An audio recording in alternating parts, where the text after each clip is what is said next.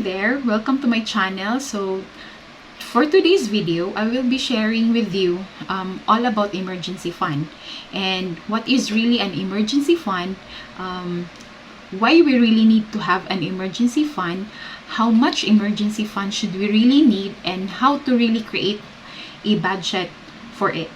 So let's move on. So first, what is an emergency fund? An emergency fund, from the term itself, is intended for emergency purposes. So what kind of emergency is this? So the very purpose of having an emergency fund is to really have a backup plan when you lost your job. So when there is no income, so this emergency fund could really help you with your expenses, especially if nandun ka pa sa stage na you are looking for a job or you're looking for a new job. So next is when you like to have a job transition. So kung gusto mong lumipat sa ibang trabaho, so yun, yung emergency fund could really help you with those times na if hindi ka pa nakakakita ng trabaho. Then second is on when there is calamities. So diba, dito sa Philippines maraming mga instances na binabagyo, yung mga ganun. So yung earthquakes, floods, diba? So emergency fund could really help. So if you have like emergency fund, hindi ka mahihirapan when having like para dun sa gustusin nyo everyday. And third is when emergency fund could really help or could really answer your expenses when someone in your family have sick, diba? Yung mga sickness, especially dun sa parents, sa mga anak natin. So emergency fund can really be a source of that. And last is pag self-employed ka, emergency fund is really important because diba, pag self-employed, wala tayong mga claims kagaya ng mga HMO, nung mga ano pa ba yung nasa employment, diba? So yung emergency fund could really answer your expenses in the hospitals if you would like yung magkasakit, diba? So an emergency fund could really also could really help you in yung mga car repairs, yung mga household repairs. So yun, especially if hindi mo siya sinasali sa budget mo dun sa operational expenses mo. So lastly is how much emergency fund should we really need? So for us, we recommend to have an emergency fund of minimum of equivalent to 3 months of your monthly expenses. So if you have like 20,000 of monthly expenses, then you should have a minimum emergency fund of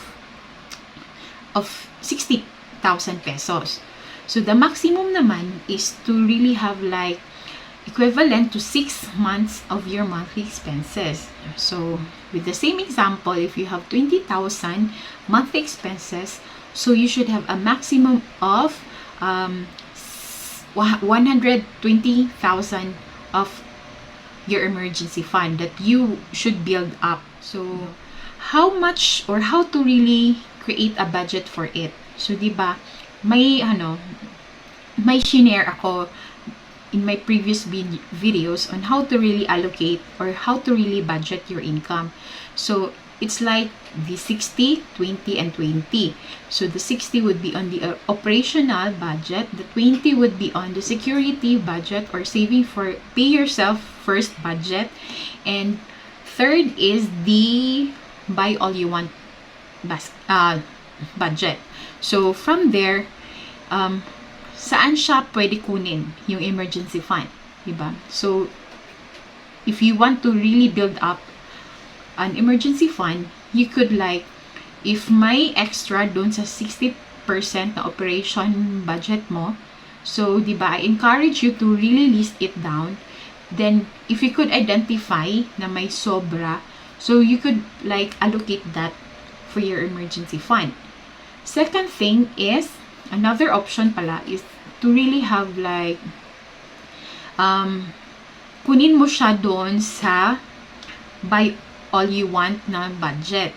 So, basically, the 20%, you could like 10% from the for your emergency fund and 10% para dun sa mga gusto mong bilhin, di ba? Or dun sa mga Lazada mo, Shopee, travels, di ba? So, yun. And another option is that para pag ano siya, depende talaga to sa inyo. So, the other option would be like, you could get it from 5% from the security basket or the pay yourself first budget, and 5% from the buy all you want basket. So, ang magiging dun, 10% pa din siya. So, it doesn't really matter. So, it really depends on you. And the most important thing really is to really start, para kasi pag hindi ka makapag-start, mahirapan ka. And it all really boils down dun sa pag-start, and at least may target ka na, 'di ba? Na ito yung maximum na emergency fund mo. But lastly, I would like to share this also with you that dahil din sa pandemic, I have also realized na if you have a emergency fund equivalent to 1 year of your expenses, so it would be much better, 'di ba? And kasi dito si emergency fund could really help stop adding your debts. So, the most important thing right now is build it up. You could have like the 3 options that I gave, or depende sa inyo. So, the most important thing is to really start building it up. So, thank you and hope to see you in the next video.